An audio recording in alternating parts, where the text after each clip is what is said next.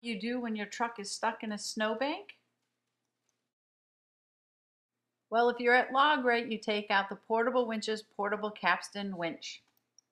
Our driveway is a short but steep slope with a turn at the top. Upon hitting the ice at the top, the tractor lost traction and the trailer was pulled into the snowbank.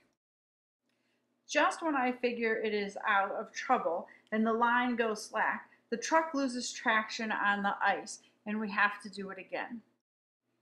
The capstan winch pulls the truck across the ice. It is powered by a 2.5 horsepower engine. The pulling capacity is 2,200 pounds. However, we added a snatch block and doubled the pulling capacity for the job.